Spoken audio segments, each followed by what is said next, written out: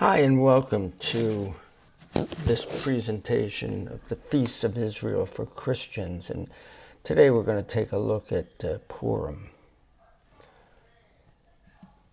Now, as always, this isn't to get you to start to celebrate Jewish holidays if you're a Christian. This is not to get you to think, oh, theirs are better than ours, or ours are better than theirs. It's just to help you understand, because they're our ancestors in the faith.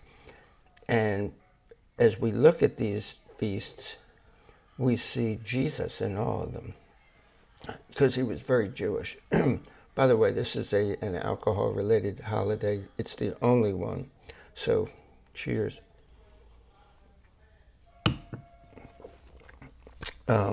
So this is just to make you become more familiar with them, and to help you share when you go to your friend's house who's Jewish and they're celebrating Purim. You'll understand what they're doing, and you'll be able to add to the conversation and go, oh, well, this is what I know about Purim. People like it when you pay attention to what they believe in and give it respect, and that's a big thing. So anyway, here's our agenda. There's the background. Then next we're going to look at the biblical references. Then we're going to look at traditions. Then we're going to read the whole Megillah. And that's what it is. It's a Megillah. It's a scroll.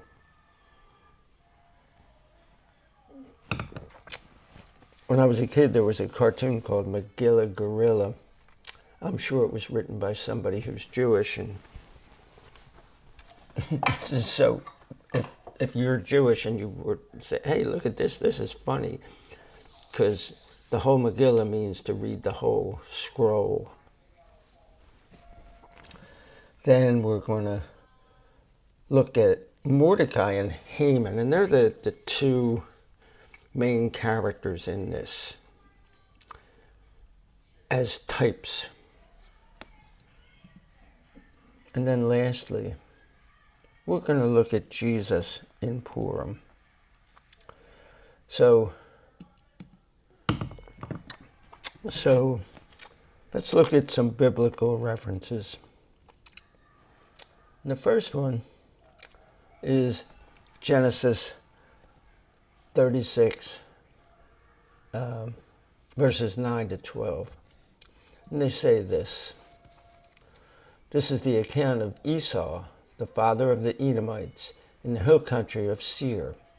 These were the names of Esau's sons: Eliphaz, the son of Esau's wife Adah, and Ruel, the son of Esau's wife Basemath. These were the sons of Eliphaz: Taman, Omar, Zephyr, Gatam, and Kanaz. Timnah, a concubine of Esau's son Eliphaz, bore Amalek to Eliphaz. These were the sons of Esau's wife Adah. So Esau is the brother of Jacob. So these are cousins. Let's see if it gets any deeper than this, though. Distant cousins, I'll say. So let's now look at Exodus chapter 17, verses 8 to 16. And it says, Amalek, so that's the descendant of Esau, came and attacked Israel in Rephidim. So Moses said to Joshua, choose some of our men and go out and fight against Amalek. Tomorrow I will stand on top of the hill with the staff of God in my hand. So Joshua fought against Amalek just as Moses had instructed him. And Moses and Aaron and Hur went up to the top of the hill. Whenever Moses would raise his hands, then Israel prevailed. But whenever he would rest his hands, then Amalek prevailed. So, and here he is, holding the staff. And it says, when the hands of Moses became heavy, they took a stone and put it under him, so he had a place to sit down. And Aaron and Hur held up his hands, one on one side and one on the other. So his hands were steady until the sun went down. So Joshua destroyed Amalek and his army with the sword. And Joshua was the main general by this time. They're getting ready to go into the promised land. The Lord said this to Moses, write this as a memorial in the book and rehearse it in Joshua's hearing. For I will surely wipe out the remembrance of Amalek from under heaven. Moses built an altar and he called it, the Lord is my banner. For he said, for a hand was lifted up to the throne of the Lord, that the Lord will have war with Amalek from generation to generation. And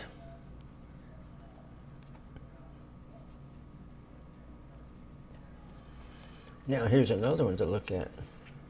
This is Balaam's final prophecies in Numbers 24:20. And Balaam says this, and you remember he was there to curse Israel. He doesn't curse Israel, but they wind up being cursed with the same curse that they wanted to put on them. But then he gets up on this mountain and he starts to prophesy over a bunch of different nations. And he says this, then Balaam looked on Amalek and delivered this oracle. Amalek was the first of the nations, but his end will be that he will perish. So I don't know exactly what it means by the first of the nations, but when Esau was given nothing, he lost his birthright, and he lost the being the head of the family. He was given this status of becoming a great nation.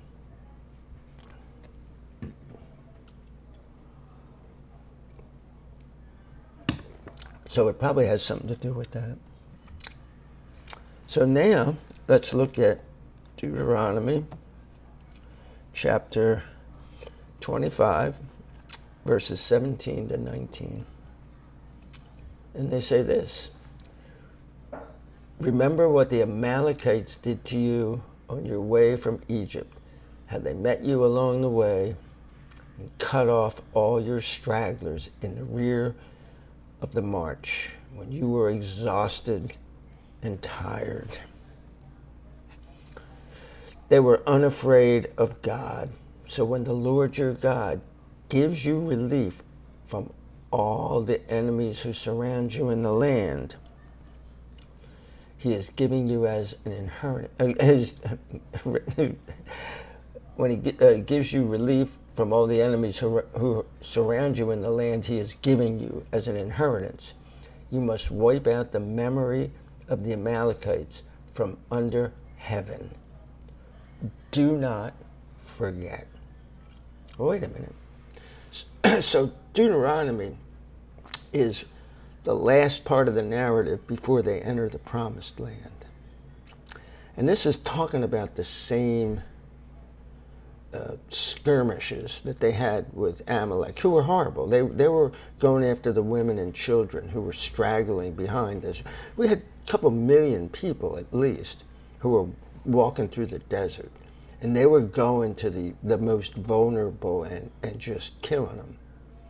So they're horrible. They weren't trying to acquire slaves or acquire anything of value. They were just coming up and slaughtering people. But how do they get from there? And what God's saying is, don't forget, kill them all. To the book of Esther. And to do that, we have to look at King Saul. So this is Saul being rejected as the king in 1 Samuel 15. It says this, then Samuel said to Saul, I was the one the Lord sent to anoint you as king over his people Israel. Now listen to what the Lord says. Here is what the Lord of heaven's armies has said. I carefully observed how the Amalekites opposed Israel along the way when Israel came up from Egypt. So it's referencing this Exodus and Deuteronomy quotes. So go now and strike down the Amalekites. Destroy everything they have. Don't spare them. Put them to death, man, woman, child, infant, ox, sheep, camel, and donkey alike. So Saul's the king of Israel. You'd think he's going to do what God tells him. But let's see. So Saul assembled the army and mustered them at Telaim. There were 200,000 foot soldiers and 10,000 men of Judah. Saul proceeded to the city of Amalek, where he set an ambush in the wadi. Saul said to the Kenites, go on and leave. Go down from among the Amalekites, otherwise I will sweep you away with them. And that story of the Kenites is another story for another day. After all, you were kind to all the Israelites when they came up from Egypt. So the Kenites withdrew from among the Amalekites. Then Saul struck down the Amalekites all the way from Havilah to Shur, which is next to Egypt. He captured King Agag of the Amalekites alive, but he executed all Agag's people with the sword. However, Saul and the army spared Agag, along with the best of the flock, the cattle, the fatlings, and the lambs, as well as everything else that was of value. They were not willing to slaughter them, but they did slaughter everything that was despised and worthless. But God said, kill the king and destroy everything. Then the Lord's message came to Samuel. I regret that I have made Saul king, for he has turned away from me and has not done what I told him to do. Samuel became angry, and he cried out to the Lord all that night. Then Samuel got up early to meet Saul the next morning, but Samuel was informed, Saul has gone to Carmel, where he is setting up a monument for himself. Yeah, imagine that. Then Samuel left and went down to Gilgal. When Samuel came to Saul, Saul said to him, May the Lord bless you. I have fulfilled the Lord's orders. And Samuel said, If that's the case, then what is the sound of sheep in my ears and the sound of cattle that I hear? And Saul said, They were brought from the Amalekites. The army spared the best of the flocks and cattle to sacrifice to the Lord our God, but everything else we slaughtered. Then Samuel said to Saul, Wait a minute. Let me tell you what the Lord said to me last night. Saul said to him, Tell me. And Samuel said, Is it not true that when you were insignificant in your own eyes, you became head of the tribes of Israel? The Lord chose you as king over Israel. The Lord sent you on a campaign saying, Go and exterminate those sinful Amalekites. Fight against them until you have destroyed them. Why haven't you obeyed the Lord? Instead, you have greedily rushed upon the plunder. You have done what is wrong in the Lord's estimation.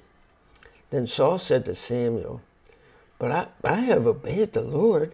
I went on the campaign the Lord sent me on. I brought back King Agag of the Amalekites after exterminating the Amalekites. So this is like mission drift in real time. But the army took from the plunder some of the sheep and cattle, the best that was to be slaughtered, to sacrifice to the Lord your God in Gilgal. Then Samuel said, does the Lord take pleasure in burnt offerings and sacrifices as much as he does in obedience? Certainly obedience is better than sacrifice. Paying attention is far better than the fat of rams, for rebellion is like the sin of divination, and presumption is like the evil of idolatry. Because you have rejected the Lord's orders, he has rejected you from being king. Then Saul said to Samuel, I have sinned, for I have disobeyed what the Lord commanded, and your words as well. For I was afraid of the army, and I obeyed their voice. So that's just like Aaron at the foot of Sinai, when Moses comes down and says, Aaron, my brother, why did you make this golden calf? And he goes, well, the people gave me a bunch of gold, and I just threw it in the pot, and this popped out.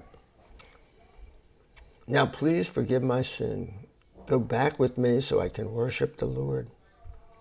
Samuel said to Saul, I will not go back with you, for you have rejected the Lord's orders, and the Lord has rejected you from being king over Israel. When Samuel turned to leave, Saul grabbed the edge of his robe, and it tore. And Samuel said to him, the Lord has torn the kingdom of Israel from you this day, and has given it to one of your colleagues who is better than you. The preeminent one of Israel does not go back on his word or change his mind, for he is not a human being who changes his mind. Saul again replied, I have sinned, but please honor me before the elders of my people and before Israel. Go back with me so I may worship the Lord your God. So Samuel followed Saul back, and Saul worshiped the Lord. And then this happens. Then Samuel said, bring me King Agag of the Amalekites. And this is an ancestor of Haman, who we'll be reading about. So Agag came to him trembling, thinking to himself, surely death is bitter. Samuel said, just as your sword left women childless, so your mother will be the most bereaved among women. Then Samuel hacked Agag to pieces there in Gilgal before the Lord. Then Samuel went to Ramah, while Saul went up to his home in Gibeah of Saul. Until the day he died, Samuel did not see Saul again. Samuel did, however, mourn for Saul, but the Lord regretted that he had made Saul king over Israel. So Mordecai is from the tribe of Benjamin, and Haman is a descendant of King Agag of the Amalekites. So last week, my wife and I went to see Romeo and Juliet down at Shakespeare, Orlando Shakes. And the one of the lines from the beginning of the play is, from ancient grudge break to new mutiny, where civil blood makes civil heads unclean. And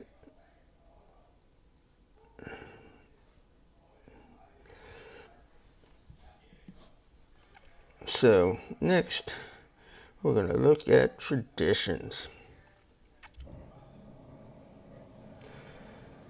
And traditions in general. Purim is a time of charity. It's called tzedakah,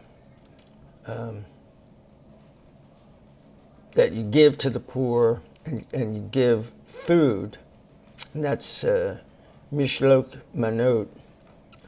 You give food to each other. So you give charitable donations, you give to food banks and stuff like that, but people also give food to each other.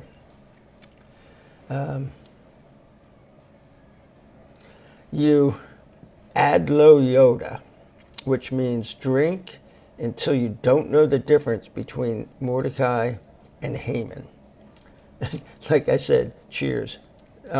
This is my first beer, and maybe my last beer today, but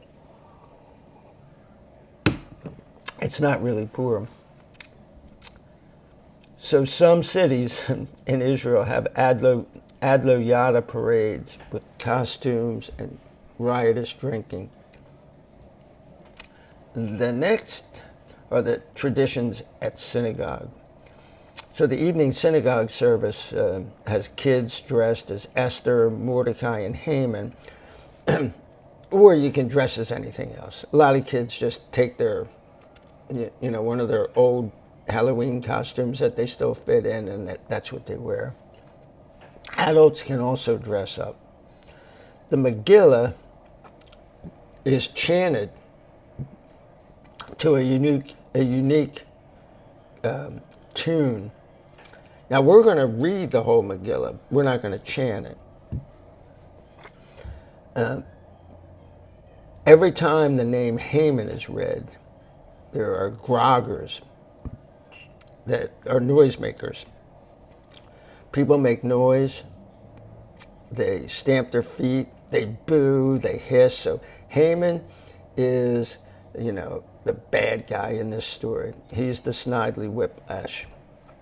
So every time you hear his name, boo or sss. Some would write Haman on the soles of their shoes so they could stamp him out. Some synagogues serve schnapps or another adult beverage. And they do something called Purim spiels. A Purim spiel is a play. And in the play, it's like the lunatics running the asylum. It's very similar to Carnival. In medieval Carnival, in Europe, they would take the village idiot and he'd become the Pope, and the Pope would become the village idiot, and nothing that happened that day had any weight of law, but it was just turning the world upside down because that's what they did. So they do that. Like you can make fun of the rabbi and stuff like that in your Purim spiel.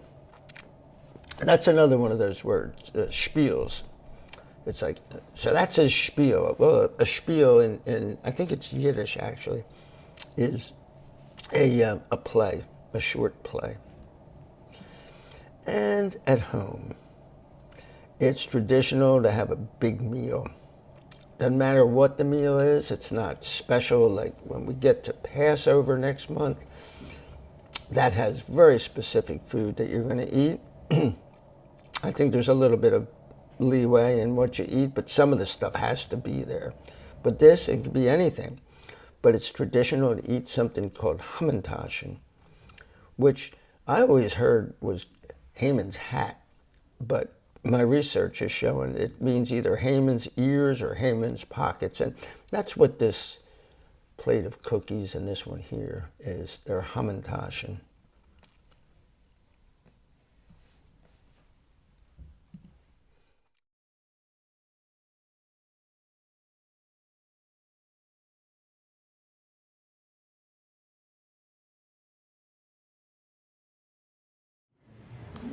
All right, here we go. Esther chapter 1.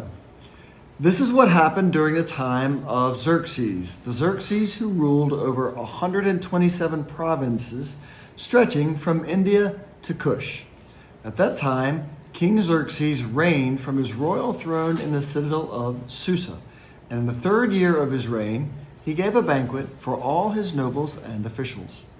The military leaders of Persia and Media, the princes and the nobles of the provinces were present. For a full 180 days he displayed the vast wealth of his kingdom and the splendor and glory of his majesty. When these days were over, the king gave a banquet lasting 7 days in the enclosed garden of the king's palace for all the people, from the least to the greatest, who were in the citadel of Susa. The garden had hangings of white and blue linen, fastened with cords of white linen and purple material to silver rings on marble pillars.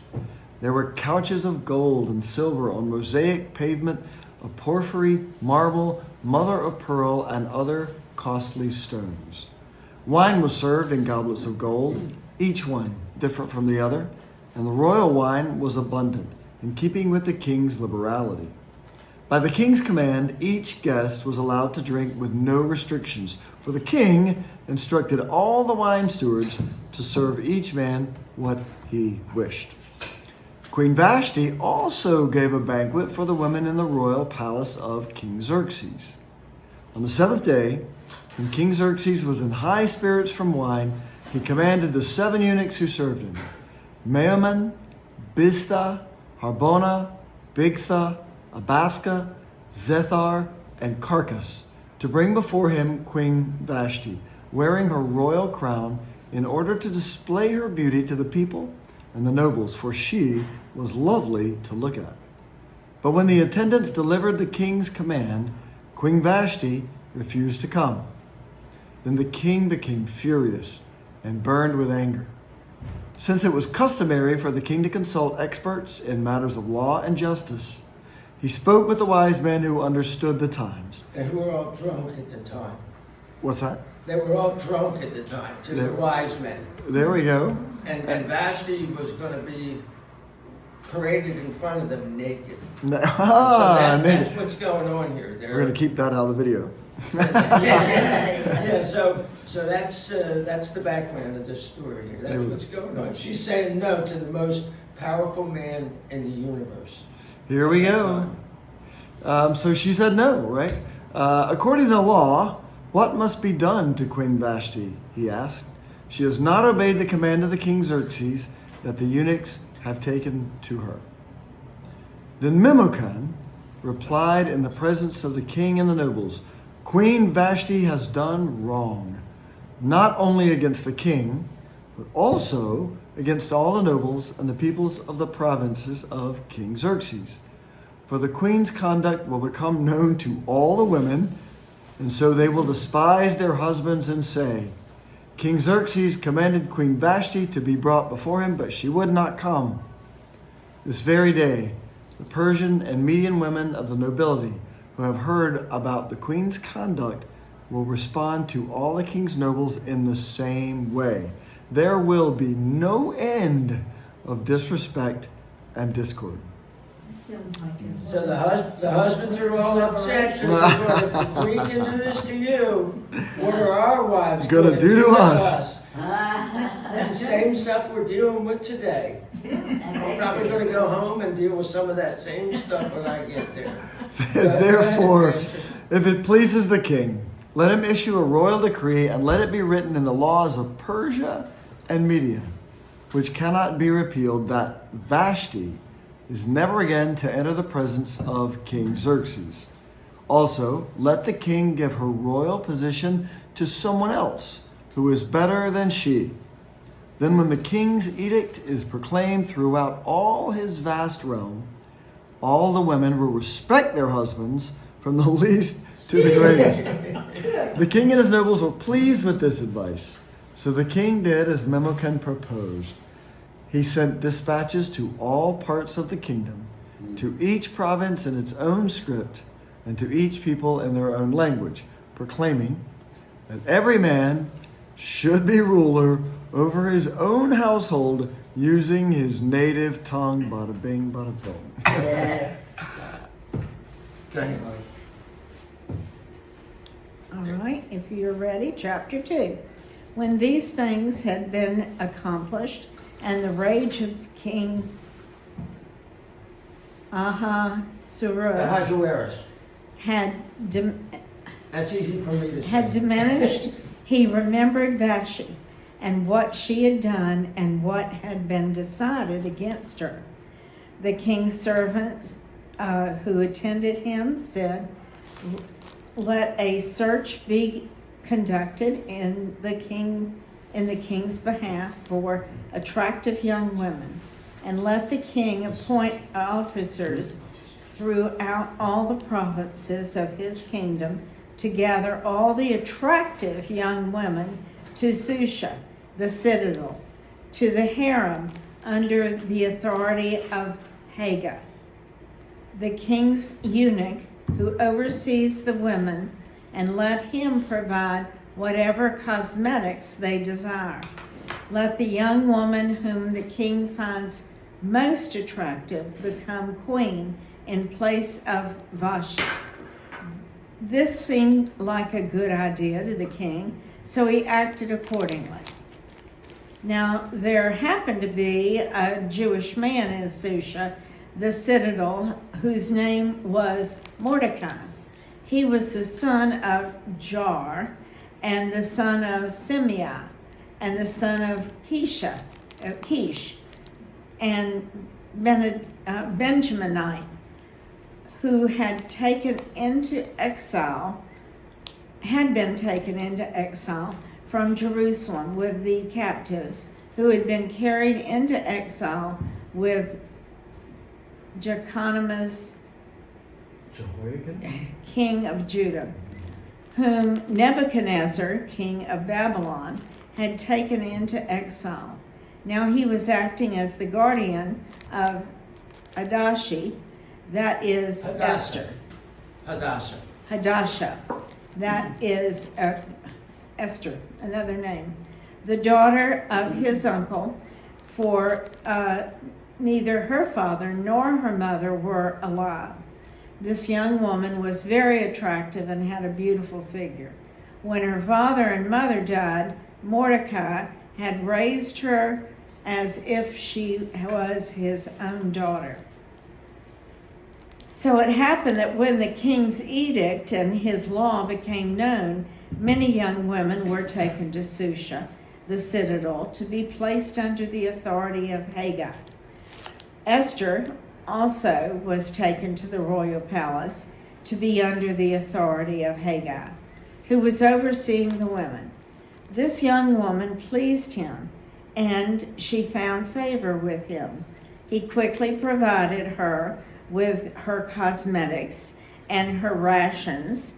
He also provided her with the 7 specially chosen young women who were from the palace.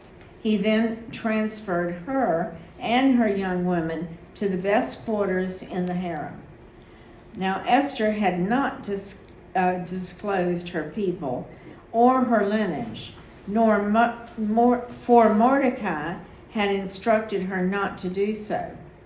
And day after day, Mordecai used to walk back and forth in front of the court of the harem in order to learn how Esther was doing and what might happen to her.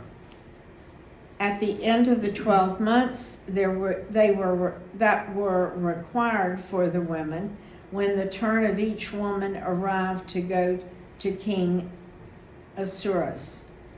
For in this way they had to fulfill their time of cosmetic treatment, 6 months with oil of myrrh, and 6 months with perfume and various ointments used by women.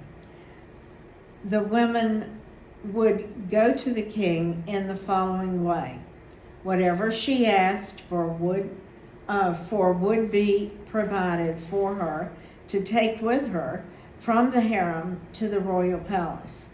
In the evening she went, and in the morning she returned to a separate part of the harem, to the authority of Shagas, the king's eunuch, who was overseeing the concubines. She would not go back to the king unless the king was pleased with her and she was requested by name. When it became the turn of Esther, daughter of Abliha, the uncle of Mordecai, who had raised her as if she was his own daughter, to go to the king, she did not request anything except what Hagar and the king's eunuch, Hagar the king's eunuch, who was the overseer of the women, had recommended. Yet Esther met with the approval of all who saw her. Then Esther was taken to the king at his royal residence in the 10th month, that is the month of Tebeth, on the 7th day of the reign. And the king loved Esther more than all the women, and she met with his loving approval more than all other young women. So he placed the royal high turban on her head and appointed her queen in place of Vashti. Then the king prepared a large banquet for all his officials and his servants. It was actually Esther's banquet. He also set aside a holiday for the provinces, and he provided for offerings at the king's expense. More? Is that the end of the chapter? Oh, no, I guess Oh, not. More to this chapter 2. Now, when the young women were being gathered again, Mordecai was sitting at the king's gate. Esther was still not divulging her lineage or her people, just as Mordecai had instructed her. Esther continued to do whatever Mordecai said, just as she had done when he was raising her. In those days, while Mordecai was sitting at the king's gate, Bigtham and Teresh, 2 of the king's eunuchs who protected the entrance, became angry and plotted to assassinate King Ahasuerus.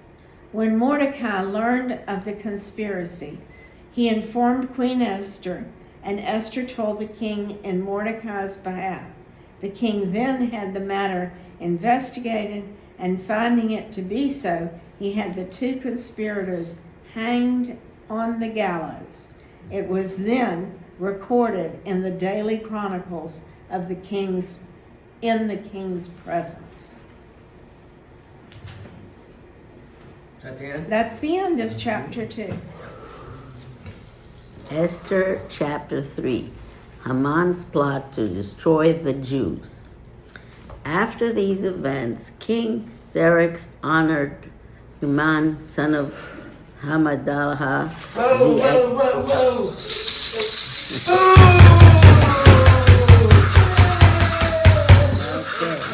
Okay. The Agagite, elevating him and giving him a seat of honor higher than that of all the other nobles. All the royal officials at the king's gate knelt down and paid honor to Haman.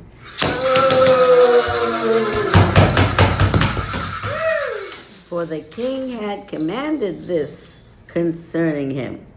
But Mordecai would not kneel down or pay him honor. Then the royal officials at the king's gate asked Mordecai, "Why do you disobey the king's command?" Day after day they spoke to him, but he refused to comply. Therefore they told Haman about to see whether Mordecai's behavior would be tolerated, for he had told them he was a Jew. Then Haman saw that Mordecai would not kneel down to pay him honor. He was enraged, yet having learned who Mordecai's people were, he scorned the idea of killing only Mordecai instead of Haman, who looked for a way to destroy all Mordecai's people, the Jews throughout the whole kingdom of Xerxes. In the 12th year of King Xerxes, in the first month, the month of Nisan, the pure, that is the lot, was cast into the presence of Haman to select the day and month, and the lot fell on the 12th month, the month of Adar. Then Haman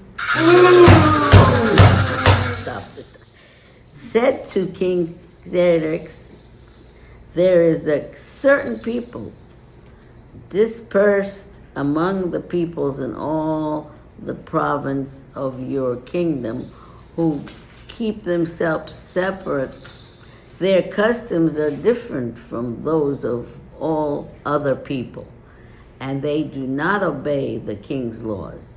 It is not the king's best interest to tolerate them.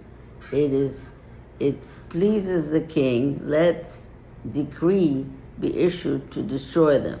And I will give 10,000 talents of silver to the king's administrators for the royal treasury. So the king took his signet ring from the finger and gave it to Haman, son of Hamandaha, the Agagite, the enemy of the Jews.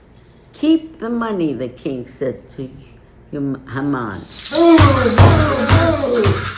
and do with the people as you please. Then on the 13th day of the first month, the royal secretaries were summoned. They wrote out in the script of each province and in the language of each people all human orders to the king's satraps, the governors of the various provinces, and the nobles of the various peoples. These were written in the name of King Xerxes himself and sealed with his own ring. Dispatches were sent by couriers to all the king's provinces with the order to destroy King Anahel, all the Jews, young and old, women and children, on a single day. The 13th day of the 12th month, the month of Adar, and to plunder their goods. A copy of the text of the edict was to be issued as law in every province and made known to the people of every nationality so they would be ready for that day. The couriers went out, spurred on by the king's command, and the edict was issued in the citadel of Susa. The king of Haman sat down to drink.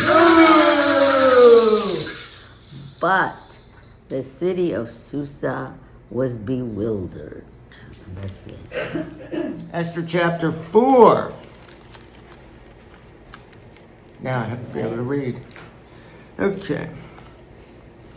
Now when Mordecai became aware of all that had been done, he tore his garments and put on sackcloth and ashes. He went out into the city, crying out in a loud and bitter voice. But he went no further than the king's gate, for no one was permitted to enter the king's gate clothed in sackcloth. Throughout each and every province where the king's edict and law were announced, there was considerable mourning among the Jews, along with fasting, weeping, and sorrow. Sackcloth and ashes were characteristic of many. When Esther's female attendants and her eunuchs came and informed her about Mordecai's behavior, the queen was overcome with anguish. Although she sent garments for Mordecai to put on so that he could remove his sackcloth, he would not accept them. So Esther called for Hathach, one of the king's eunuchs who had been placed at her service, and instructed him to find out the cause and reason for Mordecai's behavior. So Hathach went to Mordecai at the plaza of the city in front of the king's gate. Then Mordecai related to him everything that had happened to him, even the specific amount of money that Haman had offered to pay to the king's treasury for the Jews to be destroyed. He also gave him a written copy of the law that had been disseminated in Susa for their destruction, so that he could show it to Esther and talk to her about it. He also gave instructions that she should go to the king to implore him and petition him on behalf of her people. So Hathach returned and related Mordecai's instructions to Esther. Then Esther replied to Hathach with instructions for Mordecai. All the servants of the king and the people of the king's provinces know that there is only one law applicable to any man or woman who comes uninvited to the king in the inner court. That person will be put to death unless the king extends him the gold scepter, permitting him to be spared.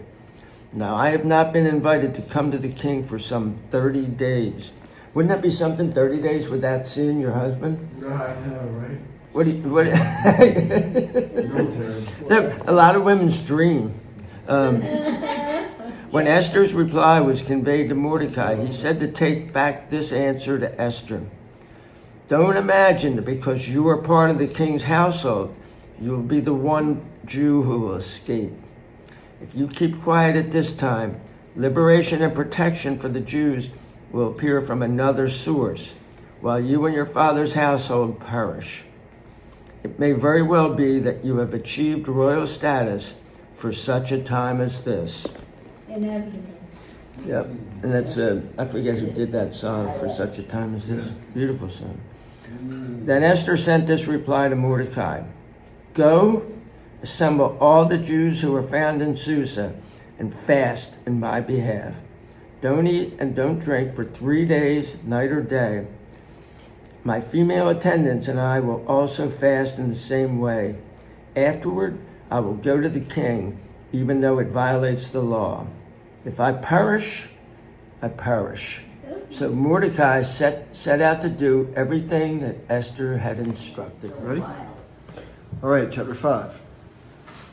On the third day, Esther put on her royal robes and stood in the inner court of the palace in front of the king's hall. The king was sitting on his royal throne in the hall, facing the entrance. When he saw Queen Esther standing in the court, he was pleased with her and held out to her the gold scepter that was in his hand. So Esther approached and touched the tip of the scepter. Then the king asked, "What is it, Queen Esther? What is your request? Even up to half the kingdom it will be given to you." "If it pleases the king," replied Esther, "let the king, together with Haman, come today to a banquet I have prepared for him. Bring Haman at once," the king said, "so that we may do what Esther asks." So the king and Haman went to the banquet Esther had prepared. As they were drinking wine, the king again asked Esther, "Now, what is your petition? It will be given you. And what is your request? Even up to half the kingdom, it will be granted." Esther replied, "My petition and my request is this. If the king regards me with favor, and it pleases the king to grant my petition and fulfill my request, let the king and Haman come tomorrow to the banquet I will prepare for them. Then I will answer the king's question." Haman went out that day happy and in high spirits. But when he saw Mordecai at the king's gate and observed that he neither rose nor showed fear in his presence, he was filled with rage against Mordecai. Nevertheless, Haman restrained himself and went home. Calling together his friends and Zeresh his wife, Haman boasted to them about his vast wealth, his many sons, and all the ways the king had honored him, and how he had elevated him above the other nobles and officials. And that's not all. Haman I'm the only person Queen Esther invited to accompany the king to the banquet that she gave. And she has invited me along with the king tomorrow. But all this gives me no satisfaction as long as I see that Jew Mordecai sitting at the king's gate. His wife Zeresh and all his friends said to him, "Have a pole set up, reaching to a height of 50 cubits, and ask the king in the morning to have Mordecai impaled on it. Then go with the king to the banquet and enjoy yourself." Suggestion delighted Haman, and he had the pole set up. Oh, that's horrible. That is horrible.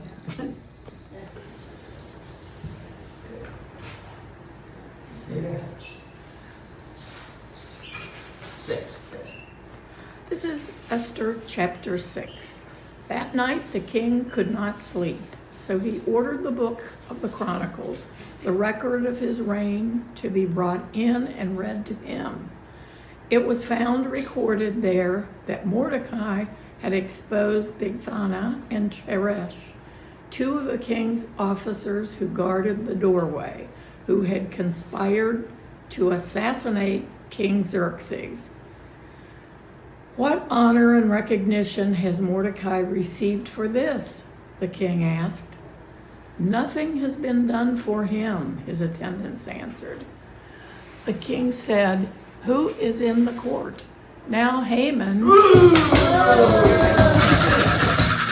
has just entered the outer court to the palace to speak to the king about impaling Mordecai on the pole he had set up for him. His attendants answered, "Haman is standing in the court. Bring him in," the king ordered. When Haman entered, the king asked him, "What should be done for the man the king delights to honor?" Now Haman thought to himself, "Who is there that the king would rather honor than me?" So he answered the king, "For the man the king delights to honor, have them bring a royal robe the king has worn, and a horse the king has ridden, one with the royal crest placed on his head. Then let the robe and the horse be entrusted to one of the king's most noble princes. Let them robe the man the king delights to honor, and lead him on the horse through the city streets, proclaiming before him, 'This is what is done for the man the king delights to honor.'" "Go at once," the king commanded Haman. "Get the robe and the horse, and do just as you have suggested for Mordecai the Jew, who sits at the king's gate. Do not neglect anything you have recommended." So Haman got the robe and the horse. He robed Mordecai and led him on horseback through the city streets, proclaiming before him, "This is what is done for the man the king delights to honor." Afterward, Mordecai returned to the king's gate, but Haman rushed home with his head covered in grief, and told Zeresh, his wife, and all his friends everything that had happened to him. His advisors and his wife Zeresh said to him, "Since Mordecai, before whom your downfall has started, is of Jewish origin, you cannot stand against him. You will surely come to ruin." While they were still talking with him, the king's eunuchs arrived and hurried Haman away to the banquet Esther had prepared. Chapter 8 of Esther, the king's edict in behalf of the Jews. That same day, King Xerxes gave Queen Esther the estate of Haman, the enemy of the Jews, and Mordecai came into the presence of the king, for Esther had told how he was related to her. The king took off his signet ring, which he had reclaimed from Haman, and presented it to Mordecai. And Esther appointed him over Haman's estate. Esther again pleaded with the king, falling at his feet and weeping. She begged him to put an end to the evil plan of Haman, the Agagite, which he had devised against the Jews. Then King the king extended the gold scepter to Esther, and she arose and stood before him. "If it pleases the king," she said, "and if he regards me with favor and thinks it the right thing to do, and if he pleased with me, let an order be written overruling the dispatches that Haman, son of Hammedatha, the Agagite, devised and wrote to destroy the Jews in all the king's provinces. For how can I bear to see disaster fall on my people? How can I bear to see destruction of my family?" King Xerxes replied to Queen Esther and to Mordecai the Jew, "Because Haman attacked the Jews, I have given his estate to Esther, and they have impaled him on the pole he set up. Now write another decree in the king's name in behalf of the Jews as seems best to you, and seal it with the king's signet ring. For no document written in the king's name and sealed with the ring can be revoked." At once the royal secretaries were summoned on the 23rd day of the 3rd month, the month of Sivan. They wrote out all Mordecai's orders to the Jews and to the satraps, governors, and nobles of 127 provinces, stretching from India to Kush. These orders were written in the script of each province and the language of each people, and also the Jews in their own script and language. Mordecai wrote in the name of King Xerxes, sealed the dispatches with the king's signet ring, and sent them by mounted couriers who rode fast horses, especially bred for the king. The king granted the Jews in every city the right to assemble and protect themselves, to destroy, kill, and annihilate the armed men of any nationality or province who might attack them and their women and their children, and to plunder the property of their enemies. The day appointed for the Jews to do this in all the provinces of King Xerxes was the 13th day of the 12th month, the month of Adar. A copy of the text of the edict was to be issued as law in every province and made known to the people of every nationality, so that the Jews would be ready on the day to avenge themselves on their enemies. The couriers riding the royal horses went out spurred on the king's command, and the edict was issued in the citadel of Susa,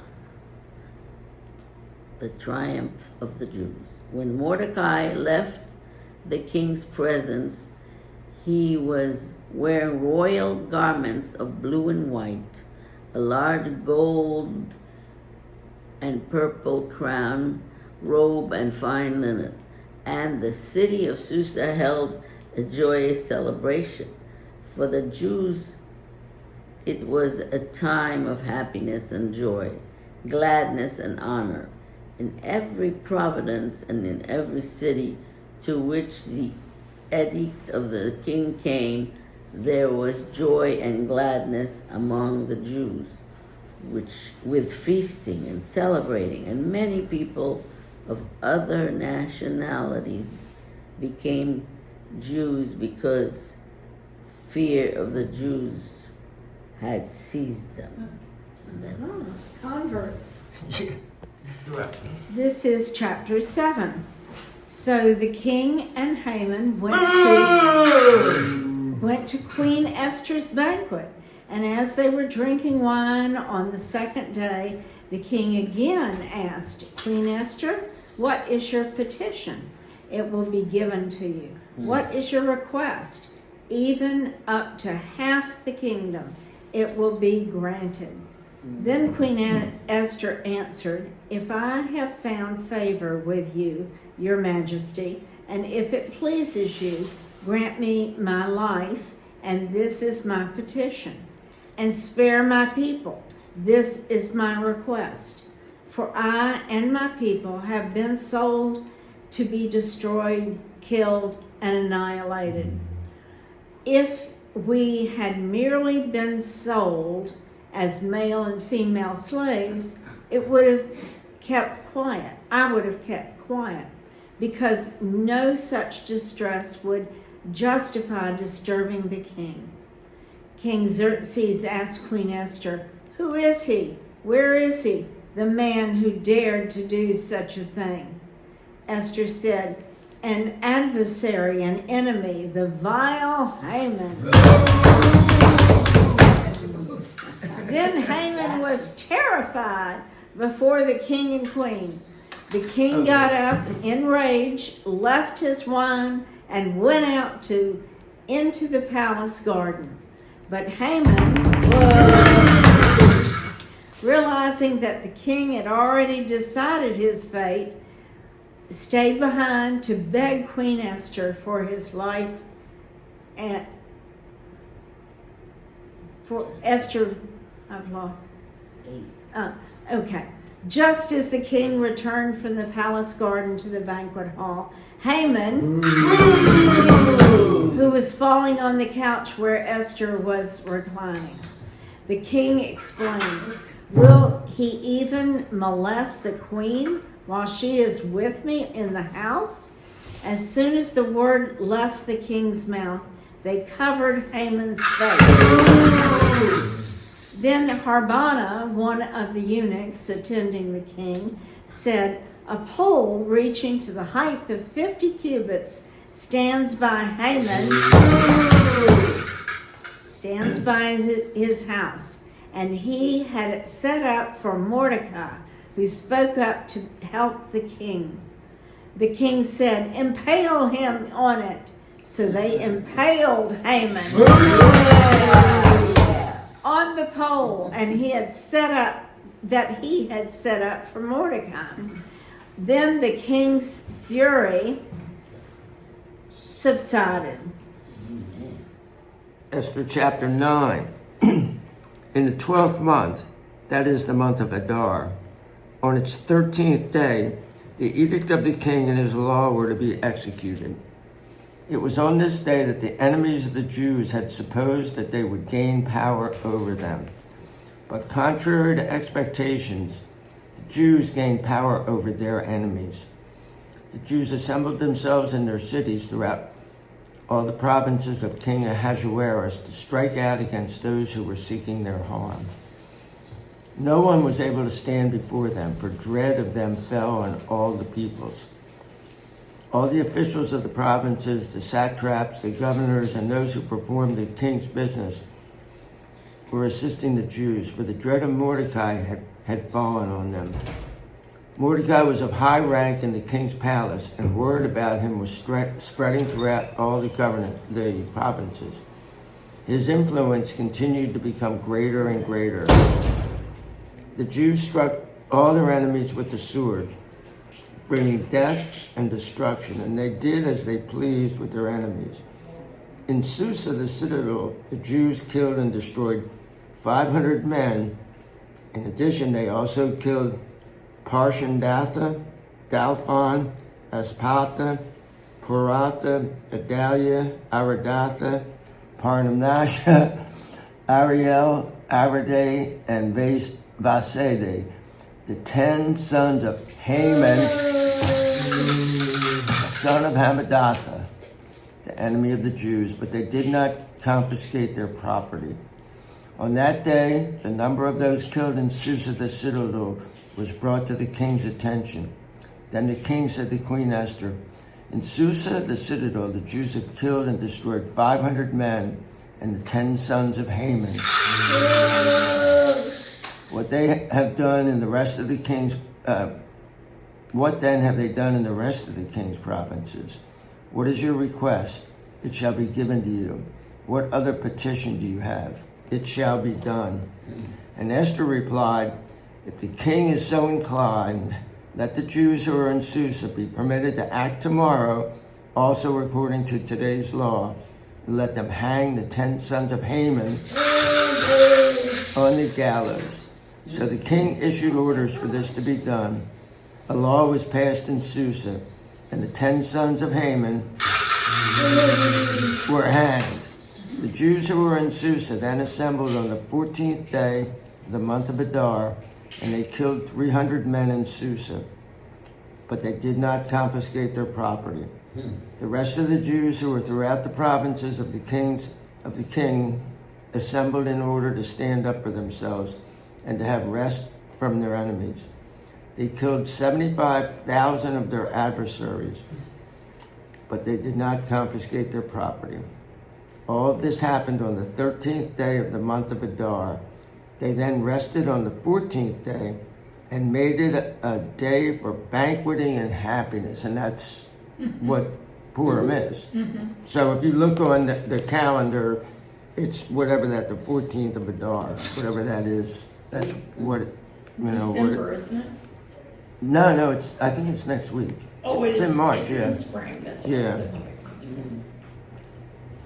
right. But the Jews who were in Susa assembled on the 13th and 14th days and rested on the 15th, because it's a Jewish holiday, so it's never going to be simple. It's always going to be complications. This is why the Jews who are in the rural country, those who live in rural cities, set aside the 14th day of the month of Adar as a holiday for happiness, banqueting, holiday, and sending gifts to one another. So all the stuff that they do in this comes from this book. So even though it's not prescribed, you have to do this. It all is out of the Bible. Mordecai wrote these matters down and sent letters to all the Jews who were throughout all the provinces of King Ahasuerus, both near and far, to have them observe the 14th and the 15th day of the month of Adar each year, as the time when the Jews gave themselves rest from their enemies. I never realized this before, but he made it an edict that everybody celebrated it in Persia. So that's the month when their trouble was turned to happiness and their mourning to a holiday. These were to be days of banqueting, happiness, sending gifts to one another, and providing for the poor. So the Jews committed themselves to continue what they had begun to do and to what Mordecai had written to them. For Haman, see, you guys lapsed. The son of Hammedatha, the Agagite, the enemy of all the Jews, had devised plans against the Jews to destroy them. He had cast Pur, that is the lot, in order to afflict and destroy them. But when the matter came to the king's attention, the king gave written orders that Haman's evil intentions that he had devised against the Jews should fall on his own head. He and his sons were hanged on the gallows. For this reason, these days are known as Purim. And you would actually pronounce it Purim, but in English we say Purim, after the name of Pur. Therefore, because of the account found in this letter and what they had faced in this regard and what had happened to them, the Jews established as binding on themselves, their descendants, and all who joined their company, that they should observe these 2 days without fail, just as written and at the appropriate time on an annual basis. Now, I'm not going to get into it, but it's really only 1 day, but it's a Jewish holiday, so it's going to be complicated. These days are to be remembered and to be celebrated in every generation and in every family, every province, and every city. The Jews were not to fail to observe these days of Purim. The remembrance of them was not to cease among their descendants. So Queen Esther, the daughter of Abihail, and Mordecai the Jew wrote with full authority to confirm this second letter about Purim. Letters were sent to all the Jews in the 127 provinces of the entire empire of Ahasuerus, words of true peace, to establish these days of Purim in their proper times, just as Mordecai the Jew and Queen Esther had established, and just as they had established both for themselves and their descendants, matters pertaining to fasting and lamentation. Esther's command established these matters of Purim, and the matter was officially recorded. Yeah, I just knew over 100 million. I didn't know it was that high. Oh, yeah. All right, chapter 10. And during Hitler. King Xerxes imposed tribute throughout the empire to its distant shores, and all his acts of power and might, together with a full account of the greatness of Mordecai, whom the king had promoted. Are they not written in the book of the annals of the kings of Media and Persia? Mordecai the Jew was second in rank to King Xerxes, preeminent among the Jews, and held in high esteem by his many fellow Jews, because he worked for the good of his people and spoke up for the welfare of all the Jews. Yeah, that was fun and very enlightening. So now we're going to look at Mordecai as a type of Jesus and Haman as a type of the Antichrist. Now, Haman's plan was to wipe out the Jews, just like the Antichrist. And just like the Antichrist, it looked like Haman's plan was going to be successful. He was going to kill all the Jews, including Mordecai. But as they say, that was Friday, and Sunday's coming. So, Sunday brings Jesus. Now this either happened on Purim or on Shavuot, which we're going to do in two festivals. Next up is Passover and then Shavuot, which is Pentecost for us. Well, if it was Pentecost, that's a mandatory feast, and Jesus was a law-abiding Jew. So he was there for the mandatory feasts as soon as he was considered an adult, which was at 13 years old. But if it was at Purim, maybe he just liked to party with his peeps. So this is from John chapter 5. It says, after this there was a Jewish feast, and Jesus went up to Jerusalem. Now there is in Jerusalem by the sheep gate a pool called Bethesda in Aramaic, which has 5 covered walkways. A great number of sick, blind, lame, and paralyzed people were lying in these walkways. Now a man was there who had been disabled for 38 years. When Jesus saw him lying there, and when he realized that the man had been disabled a long time already, he said to him, "Do you want to become well?" And the sick man answered him, "Sir, I have no one to put me into the pool when the water is stirred up. While I am trying to get into the water, someone else goes down there before me." And Jesus said to him, "Stand up, pick up your mat, and walk." Immediately the man was healed, and he picked up his mat and started walking. Now that day was a Sabbath. So the Jewish leaders said to the man who had been healed, "It's the Sabbath, and you are not permitted to carry your mat." But he answered them, The man who made me well said to me, pick up your mat and walk. Now, these guys knew who he was. They're more interested in him breaking this law, which we've looked at when we talked about the Sabbath, that he's not really breaking the law.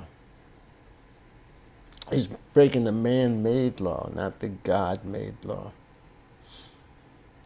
They're more interested in him breaking the law than the fact that he's healed.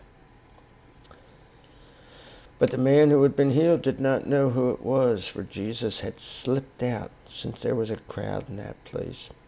After this, Jesus found him at the temple and said to him, look, you have become well. Don't sin anymore, lest anything worse happen to you.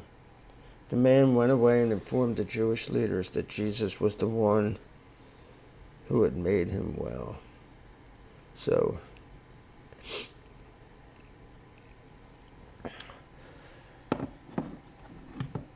there's really no connection between the Purim story and that, but it does place Jesus there, possibly at Purim. And he wouldn't be against Purim, even though it's not one of the biblical feasts. He liked to hang out with tax collectors and sinners, and there were plenty of them there on Purim or on Pentecost. But Mordecai was a type of Jesus. He came to save all of Israel. And it says in the book of Romans that one day all of Israel will be saved. I don't know exactly what that means. I've read some things that people say they think it means, but I know what it says, that all of Israel will be saved. And in the book of Esther, all of Israel that was there in Persia were saved. So anyway, next up is Pesach, or Passover.